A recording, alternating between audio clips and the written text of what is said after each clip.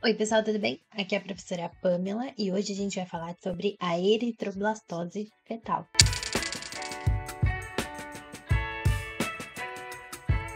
Essa doença, essa condição, ela vai acontecer em situações bem específicas e somente se a gente tiver um caso em que a mãe for fator RH negativo. O sistema BO aqui não importa, então a gente vai ter que se preocupar somente com o fator RH. Então aqui a gente tem a condição, a situação mais comum que isso vai ocorrer, tá? Então nós temos um casal aqui em cima do ladinho em que a mãe está representada de amarelo e o pai está representado ali de roxo. Então a gente vai observar que, como a mãe ela é negativa, ela vai ser obrigatoriamente R no seu genótipo. Para que aconteça eritroblastose fetal, precisam ter filhos que sejam positivos. Portanto, se a mãe não tem gene para sangue positivo, o pai que tem que ter, né? Então o pai vai ter RH positivo. Daí o que vai acontecer, pessoal? Como vocês já viram lá na nossa aula de fator RH, se você não viu, sugiro que você assista. A pessoa que tem RH negativo, ela não nasce já com os seus anticorpos anti-RH. Essa pessoa precisa ser exposta aos antígenos RH positivo para aí sim ficar suscetível a essa produção de anticorpos anti-RH, tá? Então, qual que é o cenário mais comum para acontecer eritroblastose fetal? A gente tem esse tipo de casal, então, a mãe negativa e o pai positivo. E aí, quando são gerados os filhos, o primeiro filho do casal que seja positivo, né? Porque esse pai ele pode ser heterozigoto e esse casal poderia ter filhos negativos, se fosse o caso, né? Mas no primeiro caso de ter um filho positivo, o que vai acontecer? Esse filho positivo dentro da barriga da mãe, o sangue dele não entra em contato com o sangue da mãe em condições normais. Só se houver algum acidente, alguma ruptura de vasos ali. Mas isso não vai ser o caso mais comum, né? Então a gente supõe que esse primeiro filho, o sangue dele não vai ter contato com o sangue da mãe na gestação. E por que isso é importante? Porque a mãe precisa ter contato com o sangue positivo para que ela crie anticorpos contra esse tipo de sangue. Se não tem esse contato, esse bebê que está na barriga da mãe, ele não vai sofrer absolutamente nada. E aí vai ter o parto, e geralmente é no momento do parto que esses dois sangues vão poder ter esse contato, se misturar. E aí essa mãe, ela vai ficar sensibilizada. É como se fosse uma doença, pessoal. A pessoa entra em contato com um vírus e aí ela começa a produzir anticorpos contra esse vírus. Só que aqui a gente está falando de antígenos do sangue, tá? Então essa mãe teve lá o primeiro filho, no parto, nos sangramentos, esse filho acabou liberando ali suas hemácias que entraram em contato com o sangue da mãe. A mãe, ao ter o contato com o sangue desse primeiro filho, ela vai começar a produzir anticorpos anti-RH, anticorpos que atacam o fator RH positivo.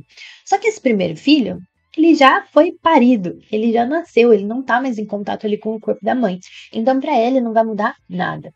Agora, qual que é a questão? É o segundo filho, né? Se essa mãe vier a ter um segundo filho, filho ou filha, tá, pessoal? Eu tô colocando aqui, generalizando, mas para vocês entenderem.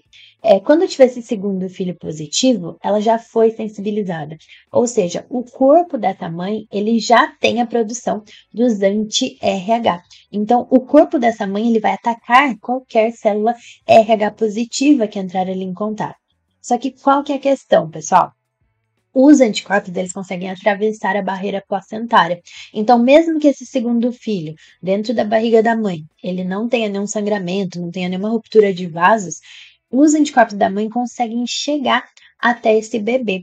E aí, nesse caso, é que vai dar a doença eritroblastose fetal. Esse segundo bebê vai receber esses anticorpos da mãe e esses anticorpos vão destruir as hemácias desse bebê. E aí, gente, vai ter um caso de anemia severa, vai comprometer todo o sistema desse bebê, porque afinal, o sangue ele é responsável por todo o sistema de transporte do organismo, né? Então, a gente vai ter um ataque ali massivo nas células vermelhas, tá?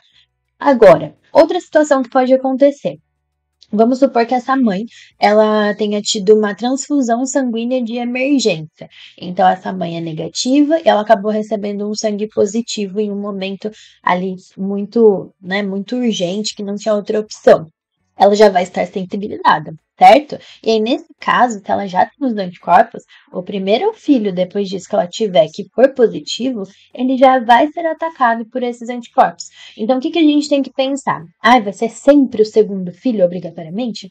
Não, mas é o caso mais comum. A gente tem que pensar, bom, a mãe nasce sem anticorpos que atacam o RH. Para ela ter esses anticorpos, precisa ter um contato prévio. Então, se ela tiver tido qualquer contato com sangue positivo, aí ela vai estar sensibilizada. Assim que ela engravidar de um bebê positivo, após essa sensibilização, esse bebê vai correr esse risco de ter a eritroblastose fetal.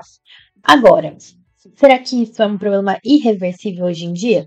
Não, não é. Hoje em dia a gente tem já mecanismos para evitar que isso aconteça. E vou explicar para vocês como funciona. Pessoal, uma forma de prevenir que isso aconteça e que aí a gente precisa comentar que é essencial que seja feito o pré-natal, né? A gente sabe que nem todo mundo tem condição para isso, mas quando houver condições, fazer esse acompanhamento. Por quê?